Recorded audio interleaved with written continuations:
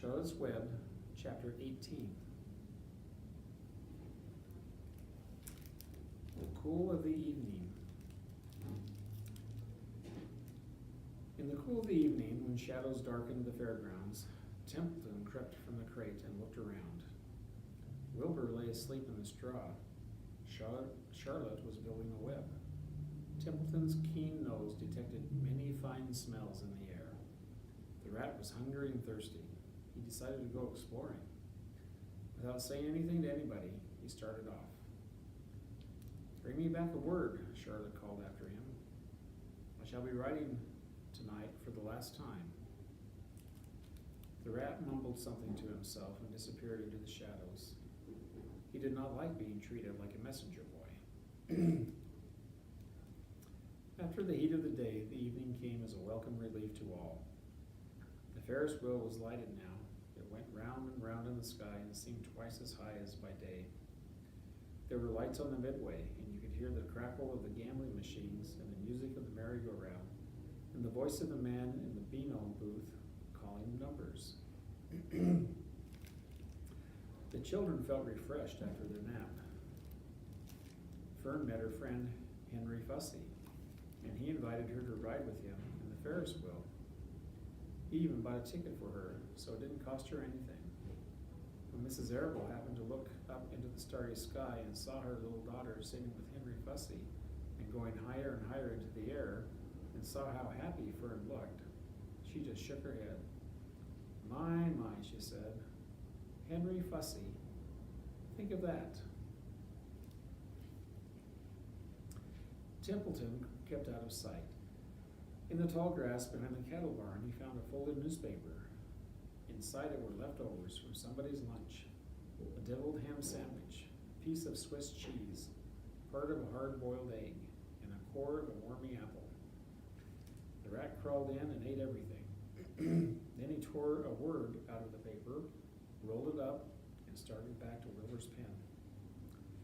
Charlotte, there's a drawing of Templeton in the newspaper.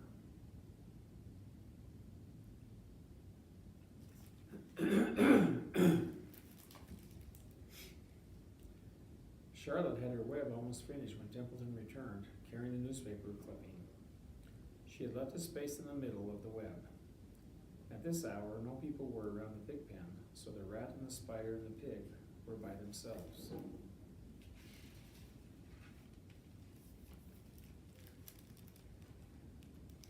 "I hope you brought a good one," Charlotte said. "It is the last word I shall ever write." "Here," said Templeton, unrolling the paper.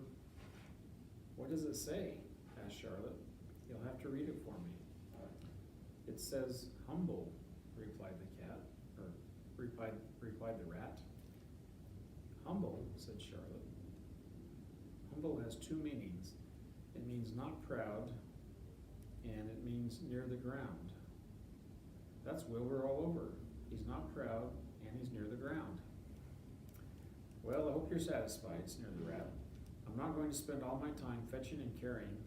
I came to this fair to enjoy myself, not to deliver papers." You've been very helpful, Charlotte said. "Run along if you want to see more of the fair." The rat grinned. "I'm going to make a night of it," he said. "The old sheep was right.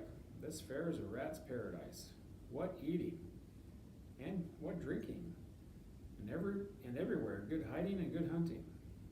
Bye-bye, my humble Wilbur. Fare thee well, Charlotte, you old schemer. This will be a night to remember in a rat's life." He vanished into the shadows. There's a drawing of Templeton.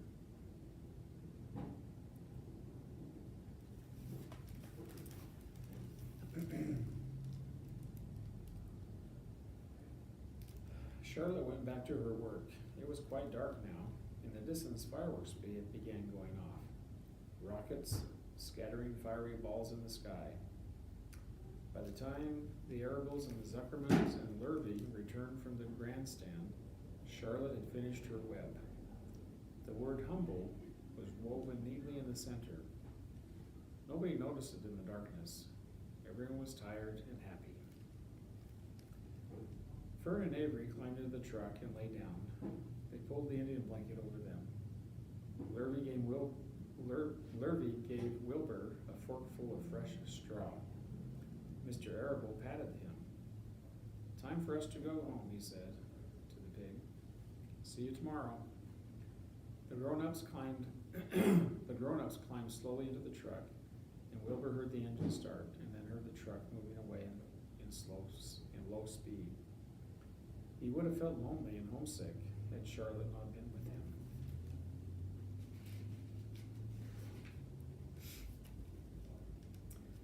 He never felt lonely when she was near.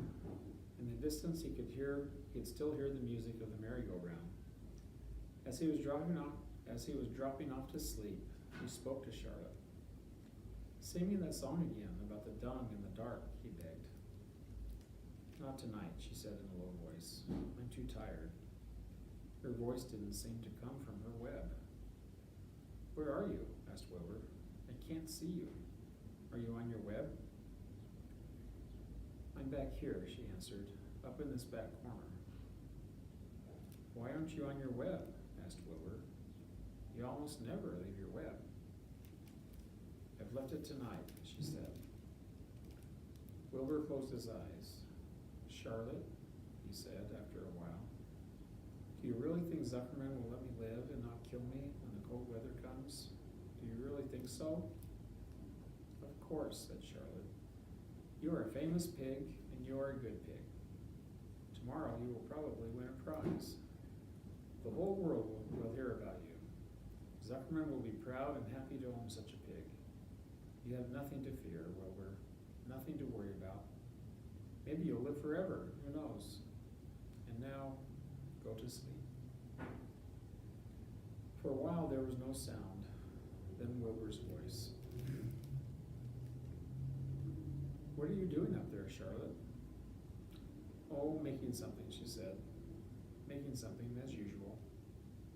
"Is it something for me?" asked Wilbur. "No," said Charlotte. "It's something for me, for a change." "Please tell me what it is," begged Wilbur. "I'll tell you in the morning," she said. "When the first light comes into the sky, and the sparrows stir, and the cows rattle their chains, when the rooster crows, and the stars fade, when early cars whisper along the highway, you look up here, and I'll show you something. I will show you my masterpiece." Before she finished the sentence, Wilbur was asleep. She could tell by the sound of his breathing that he was sleeping peacefully, deep in the straw. Miles away, at the Arable's house, the men sat around the kitchen table eating a dish of canned peaches and talking over the events of the day. Upstairs, Avery was already in bed and asleep. Mrs. Arable was tucking Fern into bed. "Did you have a good time at the fair?" she asked as she kissed her daughter. Fern nodded. "I had the best time I have ever had anywhere or any time in all of my life." "Well," said Mrs. Arable, "isn't that nice?"